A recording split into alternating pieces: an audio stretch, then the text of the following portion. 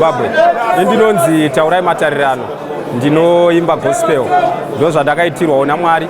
Saka ndikutsvagawo kubatsirwa pakurekodhawo music yangu. Saka regai ndimbokupai 1-2. Handina simbawo rekukunda pachangu.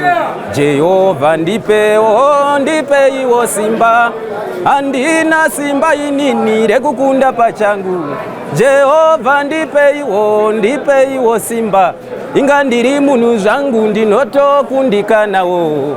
Jehovha ndipeiwo simba. Ndinotenda zvangu. Vanozoda kundibatsirawo kurekodha ndiri pano pachikurubi ndo pandiri.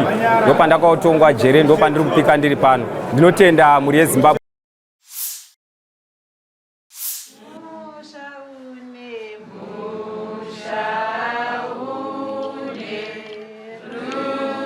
Good day, ladies and gentlemen. My name is Donald Dos Santos. I had a very good experience with Sunrise Funeral Services.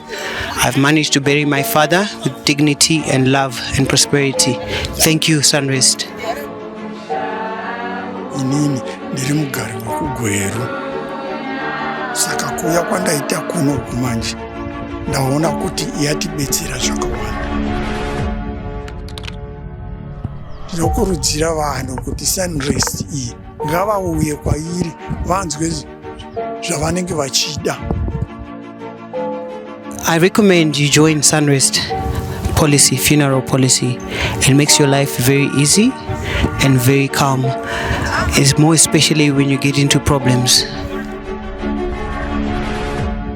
Inini ndaona kuti yandibetsera chaizvo nokuti kubva kwandaita kumba zibani pandimire panapa ndikuona kuti kambani yakanaka kuri kwekuti vamwe vanhu vasingazivi ngavauye vazojoina.